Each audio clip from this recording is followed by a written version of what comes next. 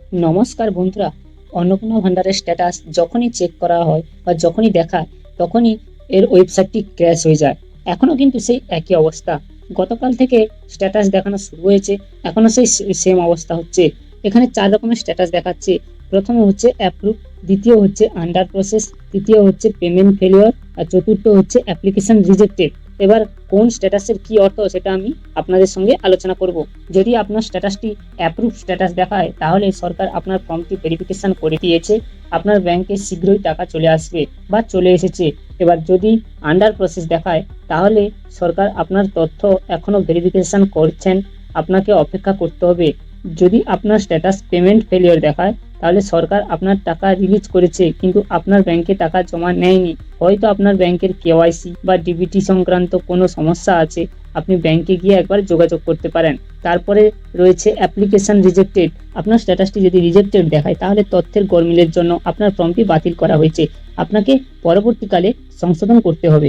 আপনি ভাবছেন যে আপনার স্ট্যাটাসটি রিজেক্টেড দেখাচ্ছে মানে আপনি হয়তো আর কোনোদিন টাকা পাবে না, ওটা ভুল ধারণা। আপনি অবশ্যই টাকা পাবেন, আপনাকে আবার সুযোগ দেওয়া হবে ওই ফর্মটিকে সংশোধন করার জন্য।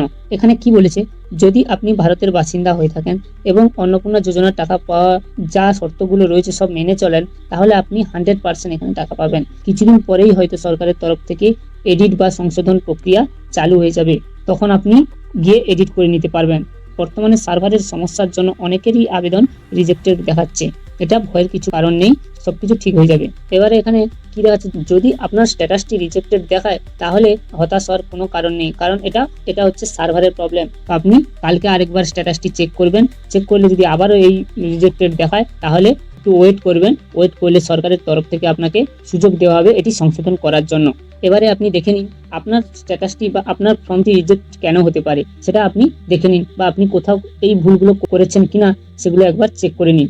1 নম্বর হচ্ছে, যদি কেউ সরকারি চাকরি অথবা পেনশন অথবা আয়কর দিয়ে থাকেন মানে ট্যাক্স দিয়ে থাকেন তাহলে তার ফর্মটি রিজেক্ট হয়ে যেতে পারে।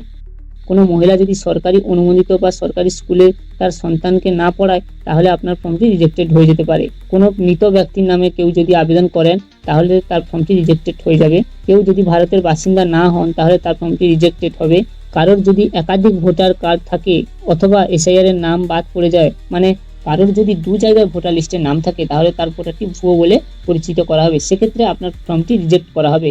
আর আপনার যদি এসআইআর এর নাম বাদ পড়ে যায় তারপরেও যদি আপনি ফর্মটি অ্যাপ্লাই করেন আপনার ফর্মটি রিজেক্ট করে দেবে। তারপরে একাধিক বিবাহ, 2 বা তার বেশি বিবাহ যদি আপনি করেন তাহলে আপনার ফর্মটি রিজেক্ট হয়ে যাবে।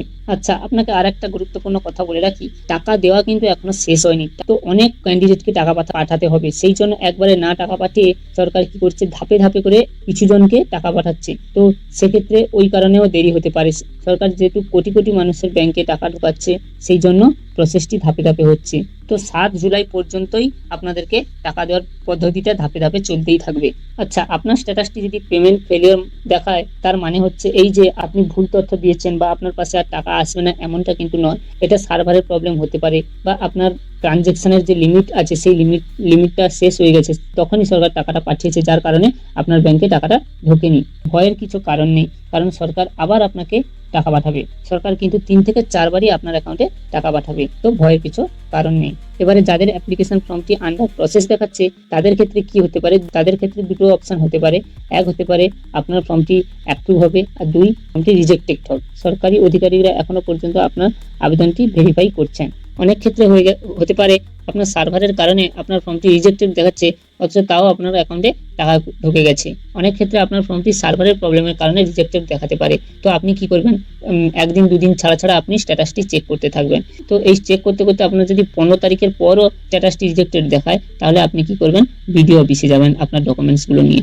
কি ডকুমেন্টসগুলো আপনি নিয়ে যাবেন বিডিও অফিসে সেগুলো আমি বলে দিচ্ছি। এক হচ্ছে, অনলাইনে যখন আপনি আবেদন করছিলেন তখন যে অ্যাপ্লিকেশন নাম্বারটি আপনাকে দিয়েছিল সেটা আপনি নিয়ে যাবেন সঙ্গে করে। তারপর পরিবারের সকল সদস্যের Aadhaar card, voter card, PAN card, Swasthyasathi card, ration card সবকিছু অরিজিনাল জেরক্স দুটোই সঙ্গে করে নিয়ে যাবেন। তারপর পরিবারের প্রত্যেকের ব্যাংকের পাসবই নিয়ে যাবেন। তারপরে অনলাইনে আবেদন করার সময় যে ফোন নাম্বারটি দিয়েছিলেন আপনি বা যে ফোন নাম্বারটি রেজিস্ট্রেশন করা হয়েছিল বা যেই ফোনে আপনার ওটিপি এসেছিল সেই ফোনটি সঙ্গে করে আপনি নিয়ে যাবেন। এবার সেখানেই তারা গেলে বলে দেবে যে কি করতে হবে। যদি এডিট করতে বলে তাহলে তারাই ওখান থেকেই এডিট করে দেবে আপনার ফর্মটিকে। মাননীয় মুখ্যমন্ত্রী বলেছেন প্রত্যেকে টাকা পাবেন। যারা ভারতের বাসিন্দা তারা সবাই প্রত্যেকেই টাকা পাবেন, কোনো ভয়ের কিছু কারণ নেই। তো আমার ভিডিওটি যদি আপনাদের ভালো লেগে থাকে তাহলে চ্যানেলটিকে একটি সাবস্ক্রাইব করে বেল আইকনটিকে অন করে দেবেন। ধন্যবাদ।